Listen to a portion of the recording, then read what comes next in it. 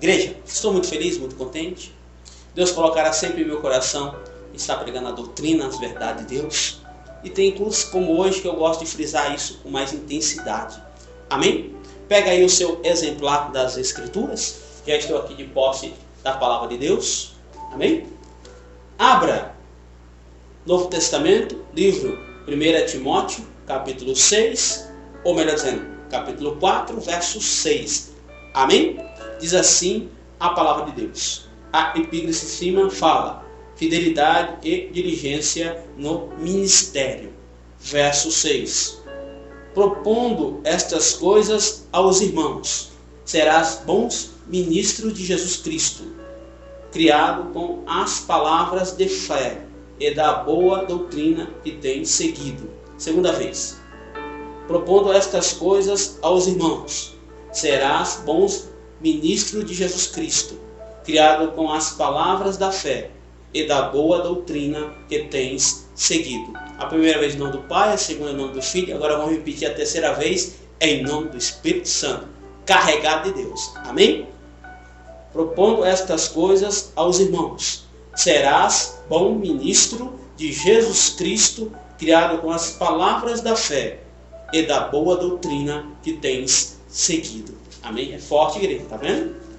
Você que está em pé juntamente comigo em reverência à palavra de Deus, pode fechar sua Bíblia, pode tomar o seu assento, glorificando, exaltando e bendizendo o nome santo e poderoso do Senhor Jesus. Igreja, sabe o que Deus fala agora no meu coração? Jesus, quando estava curando, operando maravilhas, eram multidões. Jesus, quando estava expulsando demônios, se fazia multidões. Jesus, quando multiplicava pães e peixes, se fazia multidões. Olha que interessante.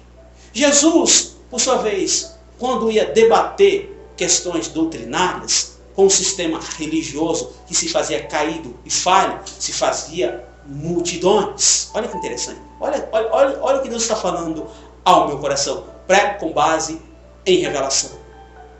Jesus, quando foi ressuscitar Lázaro, se fez multidões. Jesus, quando foi ressuscitar a filha de Jairo, se fazia multidões. Jesus, quando foi ressuscitar o filho da viúva de Naim, se fazia duas grandes multidões. Olha o que Deus está falando. Só que quando Jesus começava a trazer doutrinas, quando Jesus começava a confrontar o pecado e a perdição, quando Jesus viu, há um relato nas Escrituras, que as multidões eram muita gente.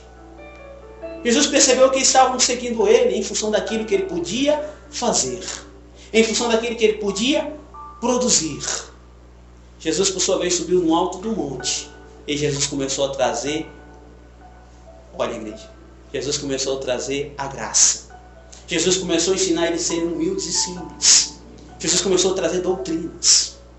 Jesus disse assim: é dito para os mais experientes, é ouro por ouro e dente por dente. Vou repetir: é dito pelos mais experientes, é olho por olho, é dente por dente. Porém eu vos digo, Jesus ensinou, se alguém te bater na tua face esquerda, dê também a direita. Olha, com isso uma grande quantidade de pessoas foram embora. Jesus disse: se alguém te pedir a capa, dê também a túnica. Eram peças das vestes daquela época. Uma quantidade grande de pessoas também foram embora. As pessoas estavam cheias da iniquidade, maldade, perversidade. Olha que interessante, olha que tremendo. Aí Jesus disse: se alguém te pedir para andar 1 milha, 1 quilômetro, ande 2, ande 3 com essa pessoa. Com isso o restante foi embora. Jesus olhou para um lado e para o outro e viu apenas os 12 discípulos. E um ainda o ia trair, por nome de Judas. Jesus olhou para eles e disse: e vocês também não vão embora, não? Aí Pedro, por sua vez, muito atrevido. Pedro, por sua vez, ou era 8 ou era 80. Pedro errou muitas vezes, mas ele também acertou algumas vezes. Aí o apóstolo Pedro disse: Senhor, a quem, pois, nós iremos? Se só o Senhor tem as palavras de vida eterna. Jesus disse: Pedro, o teu nome significa pedra. Não foi nem a carne nem o sangue que te revelou isso, mas foi o meu Pai que se faz no céu. Aí Jesus disse: Pedro, tu és pedra, e sobre esta pedra eu edificarei a minha igreja, e as portas do inferno não prevalecerão contra ela. Sabe o que significa? Imagine aqui comigo esse simples papel, uma folha de sulfite. É um exemplo. Imagine que aqui é a porta do inferno, fechando o seu sucesso, atrapalhando a sua bênção, o seu milagre, o inimigo trabalhando contra. É como se fosse uma porta. O inferno está atrapalhando.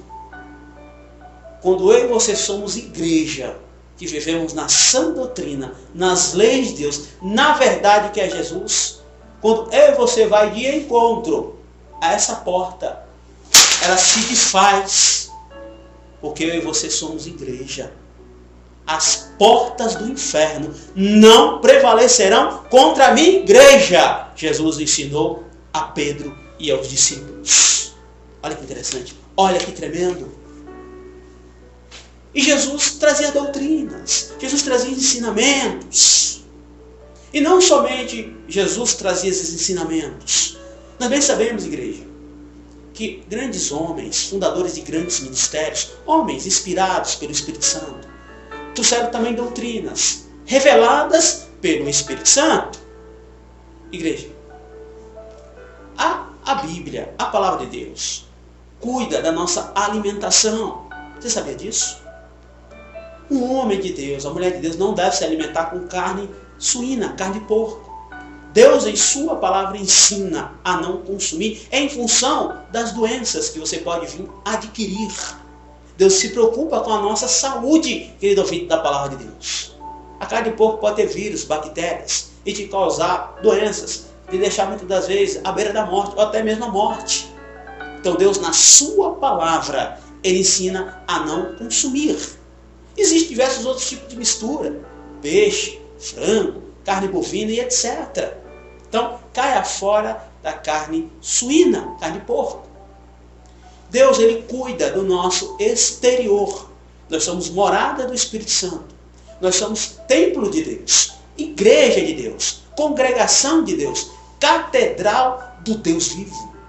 Deus não habita em lugares feitos por mão de homens. Pode ser de alvenaria, pau, pedra, gesso, seja qual for o tipo da edificação. Ali Deus põe os anjos para guardar, livrar e proteger o ambiente. Nós é que somos a igreja do Deus vivo. Nós temos que cuidar do nosso exterior, como também do nosso interior. Corpo, alma e espírito. Hoje o cristão está perdendo a sua identidade, querido ouvinte da palavra. O mundanismo está adentrando dentro da igreja. O profano está entrando dentro do que é santo, querido ouvinte da palavra de Deus. Não estou generalizando. Existem muitos lugares que preservam a sã doutrina, são conservadores em função dos fundamentos da palavra de Deus. Entende? Por exemplo, um homem de Deus, ele não usa o short, ele não fica sem camisa, ele não usa camiseta regata, usa calça, camiseta manga longa. Entende, igreja? Você não precisa ficar com terno e gravata o dia inteiro, mas vista-se, cubra o seu corpo. Homem de Deus é cabelo bem cortado, barba feita. Mulher que serve a Deus, que é morada do Espírito Santo. Mulher que serve a Deus. A irmã, por exemplo, que Deus depositou nela o Espírito Santo, é uma embaixadora do Evangelho. Em outras palavras, extensão do céu. Ela não usa a calça, usa o vestido, a saia para baixo do joelho. É jardim fechado para Deus. Porque com a mulher casada ou solteira, vai ficar mostrando parte do seu corpo para um outro homem. Mostre para o seu esposo, para o seu marido. Entende, igreja? Não estou generalizando, mas são doutrinas, são ensinamentos que Deus revelou a grandes homens de Deus que já foram até mesmo recolhidos pelo Senhor. Não irei citar nomes e nem ministérios, nem tampouco denominações, por questões de ética. Eu não prego placa de igreja. pertenço a uma, mas não prego placa de igreja. A placa não salva. Quem salva é Jesus Cristo. Frequente uma igreja que prega a verdade, traga a sã doutrina, as leis de Deus. É onde você vai se encher de Jesus, você vai se esbaldar de Deus. Pois bem, a mulher que serve a Deus, ela não deve cortar e nem pintar o seu cabelo. Sabia disso? A Bíblia diz que se for cortar, corte careca. O correto, o certo, é deixar crescer.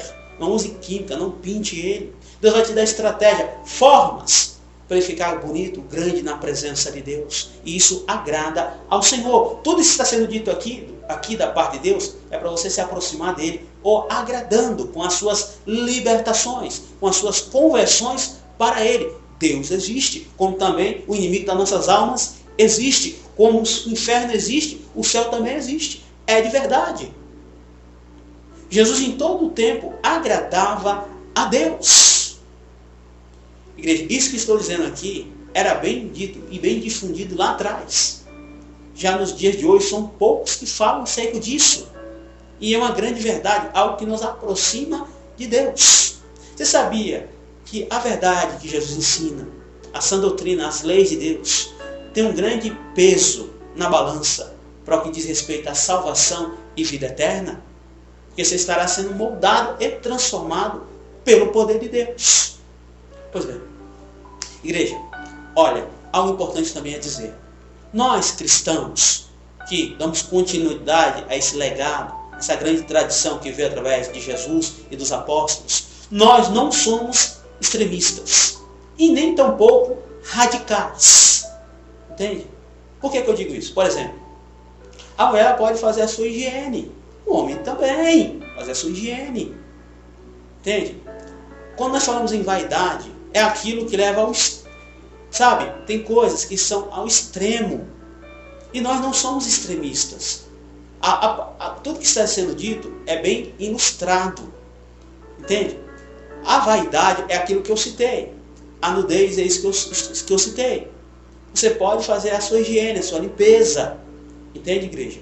E muitos que ouvem começam a levar aos extremos. A vaidade é tudo que nós podemos ver. Tudo é vaidade, nos ensina a palavra de Deus. Mas você precisa de ter a sua higiene. Muitas vezes você usa um óculos, muitas vezes você precisa passar um creme em função da necessidade que você tem. Existem situações que abre-se uma salva. Entende? Nós não somos extremistas e nem radicais. Nós sabemos dosar as situações. Nós sabemos levar as situações. Entende? Tem pessoas que escutam a doutrina e já começam a radicalizar. Então você não pode ter uma televisão dentro de casa. Então você não pode ter um celular. Você não pode ter um aparelho de som. Peraí.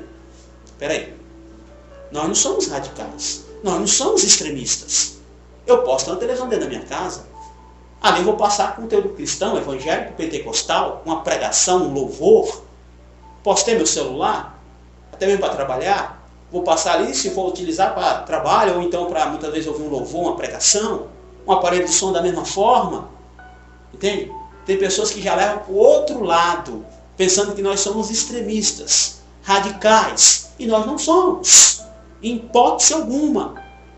Entende, igreja? Digo isso para que a pessoa possa ter uma compreensão do que é ser cristão, conservador, fundamentalista, protestar contra o pecado e a perdição do mundo. Se a pessoa não quer, amém, siga com a sua vida. Eu quero a doutrina de Cristo na minha vida. Eu quero a palavra de Jesus na minha vida. Eu quero as leis de Deus na minha vida. E vou me esforçar ao máximo. Sendo assim, você será um bom ministro de Cristo, que conserva aquilo que foi nos dado, nos concedido, a palavra do Senhor. Pois bem, igreja de Deus, perceba que Deus, por sua vez, tem as suas exigências. E Deus, por sua vez, também exige a limpeza do nosso coração. Lá no livro de Hebreus se faz escrito: aquele que carrega dentro de si raízes de amargura, tristeza, coração contrito, algo que o inimigo implantou na vida da pessoa. O inimigo usou pessoas. Igreja, desde o tempo antigo até os dias de hoje, é assim. O inimigo usa pessoas que não vigiam, que não vazam para ele. O inimigo ajuda a pessoa a fazer a maldade.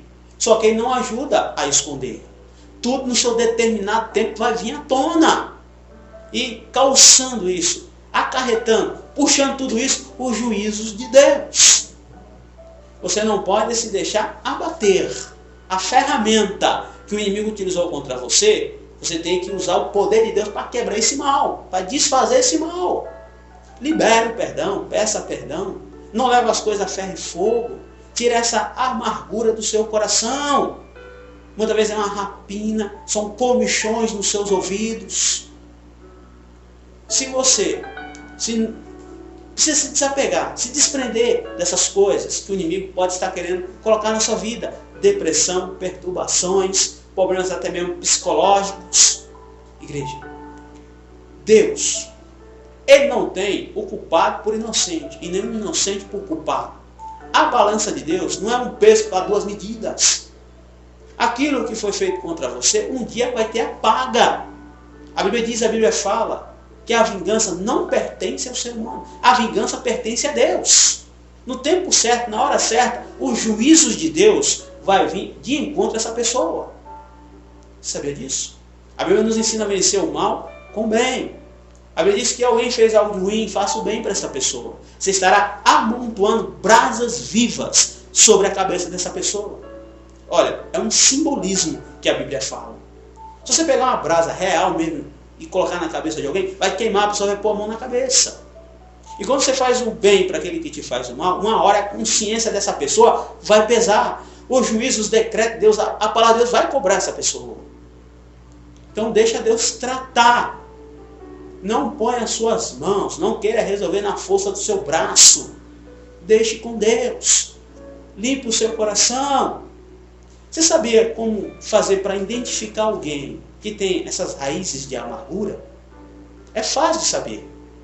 Quando o negócio estreitar para essa pessoa, muitas das vezes problemas sentimentais, muitas vezes problemas econômicos, financeiros, muitas das vezes problemas com alguém, em algum lugar, alguma coisa que está acontecendo.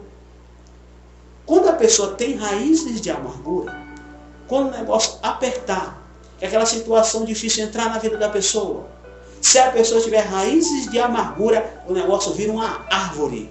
Só vai começar a falar palavrão, vai beber, vai isso, vai começar a se prostituir, vai começar a comprar e não pagar, vai começar a fazer um monte de coisa errada. Era uma raiz que se tornou uma grande árvore.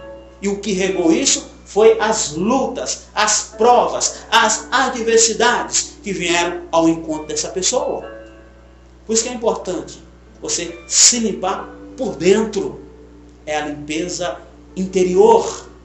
Cheguei até mesmo a gravar um DVD acerca desse tema. Se encontra disponível pelas plataformas, de forma gratuita, querido ouvinte da Palavra de Deus. Tudo isso são ensinamentos, são doutrinas que te aproximam de Deus. Faz com que você venha se desvencilhar de tudo isso que o inimigo quer te impedir de chegar até Deus. Aí muitos podem dizer, mas isso é impossível. É um santarrão isso daí, isso não existe. Para quem não quer, vai ter um monte de desculpa. Não precisa disso, para que isso? E vai indo. Mas para quem quer Deus, para quem acredita na palavra, a pessoa vai se esforçar. Ei, quando eu e você queremos algo com o Senhor, você já tem 99%. Agora deixa Deus trabalhar na sua vida. Deixa Deus tirar essas coisas ruins de você. Você vai ver o atuar de Deus, o agir de Deus na sua vida. Perceba, igreja? O que diz respeito a Deus, Ele vai fazer. Depende do ser humano. Depende de cada um de nós. Tirar a raiva, o ódio, a vingança, sentimentos facciosos de ira, de contenda. Se nos dias de hoje todos pregassem a verdade, a sã doutrina, todos, geral, o mundo não se fazeria do jeito que se encontra hoje. Com todos esses tipos de evangelho que não tem base, não tem respaldo nenhum nas Escrituras. O evangelho da prosperidade está aí. O evangelho das facilidades está aí, não tem mais renúncia nenhuma. Muitas das vezes o evangelho gospel que está aí, o evangelho light, diet, está tudo aí. Não tem base, não tem respaldo na Bíblia. E muitas vezes quando aparece um conservador, um fundamentalista, um protestante, muitos se levantam contra. Perceba, radicais são aqueles que se levantam contra nós. Nós temos base para afirmar o que estamos dizendo aqui. E para falar mais a fundo, o que dizemos aqui é a palavra de Deus. É o que Deus diz em sua palavra. E muitos se colocam contra. Os contradizentes, aqueles que andam de forma desordenada, que nos dias de hoje tem um termo chamado de haters. Igreja, quando eu me coloco contra aos ensinamentos da palavra, quando eu rejeito a verdade de Deus, quando eu começo a transgredir as leis de Deus, eu estou desrespeitando a Deus, eu estou confrontando a Deus. Olha o risco que o ser humano está correndo. Se alguém morrer no pecado, se alguém morrer na desobediência a Deus, se isso acontecer, da pessoa insistir até os seus últimos minutos de vida, eu tenho que dizer isso, eu tenho que falar a verdade. O que cabe para essa pessoa é o Hades, pois o salário do pecado é a morte. Se a pessoa morrer no pecado, o que guarda é o inferno. Agora, se a pessoa se arrepender e parar, essa pessoa alcança a misericórdia. Sabia que existe uma diferença entre arrependimento e, muitas das vezes, um termo muito conhecido, quando a pessoa não se arrepende, a pessoa tem apenas um remorso. Sabe qual é a diferença? A pessoa cometeu algo que desagrada a Deus, um pecado. A pessoa viu para aquela situação e pensou, não devia ter feito isso. Deus não se agrada disso. Só que daqui a poucos dias, ou até horas, a pessoa volta a fazer de novo. Então perceba, foi um remorso. A pessoa teve apenas um remorso e persiste naquilo que desagrada a Deus. Já quando a pessoa tem o arrependimento, que Jesus ensinou muito sobre o arrependimento. A pessoa fez aquilo que desagrada a Deus, o pecado. Aí a pessoa se arrependeu e parou. Olha que interessante, parou. Houve um arrependimento, nos ensina a palavra de Deus.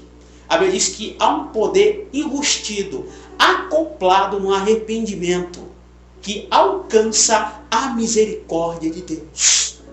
A Bíblia fala que quando um pecador ele se arrepende, os anjos fazem festa no céu, querido ouvinte da palavra de Deus. Pois ali era uma pessoa que estava destinada ao abismo.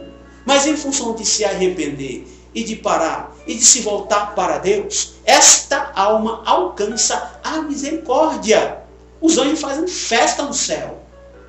E a Bíblia diz que sábio é aquele que ganha almas para o reino de Deus. Olha que tremendo. Olha que maravilhoso. Estou olhando o tempo, igreja. O tempo voa.